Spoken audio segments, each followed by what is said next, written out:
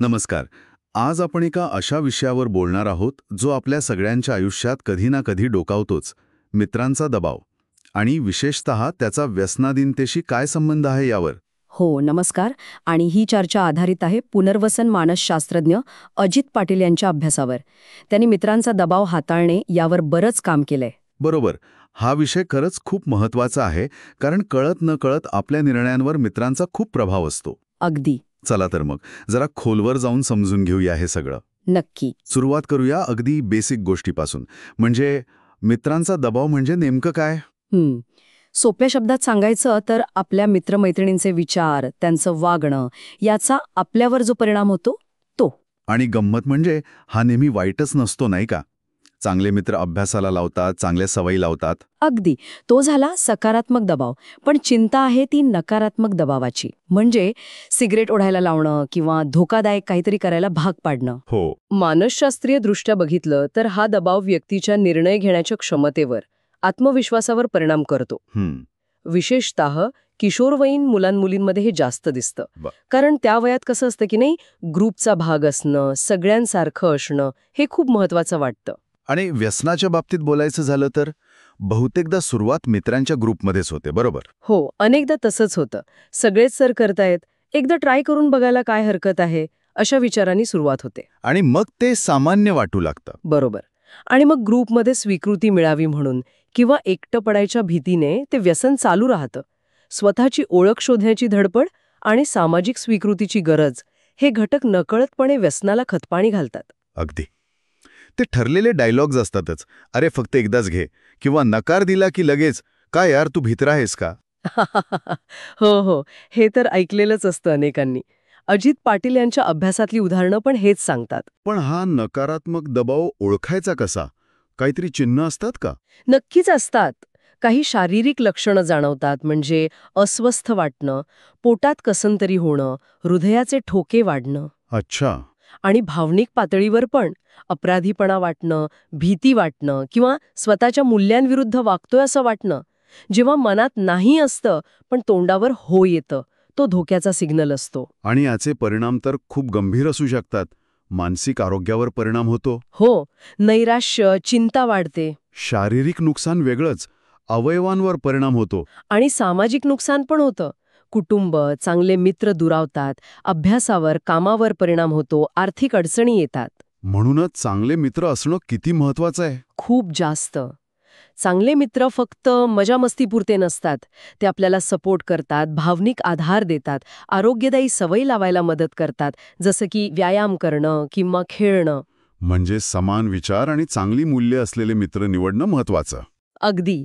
अजित पाटील हेच सांगतात की सकारात्मक मित्र हे व्यसनमुक्तीच्या प्रवासात एका ढालीसारखं काम करतात. पण समजा नकारात्मक दबाव आलाच तर त्याला तोंड कसं द्यायचं? इथे सगळ्यात महत्वाचं आहे स्वतःची मूल्य ओळखणं आणि ठाम राहणं. आत्मविश्वास वाढवणं गरजेचं आहे. म्हणजे स्वतःच्या निर्णयांची जबाबदारी घेणं. बरोबर. स्वतःबद्दल एक स्पष्टता हवी. आपण इतरांच्या अपेक्षा पूर्ण करण्यासाठी नाही, तर स्वतःच्या मूल्यांनुसार जगण्यासाठी आहोत ही जाणीव महत्वाची. अजित पाटील त्यांच्या उपचार पद्धतीत हा स्व-आदर वाढवण्यावर खूप भर देतात. आणि एक अत्यंत महत्वाचं स्किल, नाही म्हणणं. हो.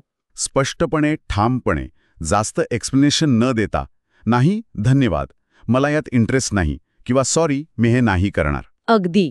आणि यासाठी थोडी तयारी पण करता येते. मनात काही वाक्य तयार ठेवा. कधीकधी एखादं साधं कारण देणं पण उपयोगी पडतं. जसं की, नाही रे, उद्या सकाळी लवकर उठायचंय, किंवा डॉक्टरांनी नाही सांगितलंय. आणि अजून एक चांगला मार्ग म्हणजे नकारात्मक गोष्टीऐवजी काहीतरी सकारात्मक सुचवणं. म्हणजे ड्रिंक्स नको, त्याऐवजी आपण फिरायला जाऊया किंवा सिनेमाला जाऊया. आयुष केंद्रात अशा संवाद कौशल्यांचा सराव घेतला जातो. पण कधीकधी दबाव खूप जास्त असतो किंवा परिस्थिती हाताबाहेर जातीये असं वाटतं, तेव्हा काय? तेव्हा मदत मागणं खूप महत्वाचं आहे. आणि त्यात लाज वाटण्यासारखं काही नाही. कोणाकडे मदत मागायची? विश्वासू मित्र, कुटुंबातले सदस्य, शिक्षक यांशी बोलता येतं. आणि गरज वाटल्यास व्यावसायिक मदत घ्यायला अजिबात कचरू नये. म्हणजे समुपदेशक किंवा व्यसनमुक्ती तज्ज्ञ. हो, त्यांची मदत घेणं हे शहाणपणाचं लक्षण आहे, कमजोरीचं नाही. अनेकदा लोक तणाव कमी करण्यासाठी व्यसनाकडे वळतात. हो, हे पण खरंय. त्याऐवजी आरोग्यदायी मार्ग निवडायला हवेत, जसं नियमित व्यायाम, योगा, ध्यान करणं किंवा मग छंद जोपासणं, संगीत, कला वगैरे.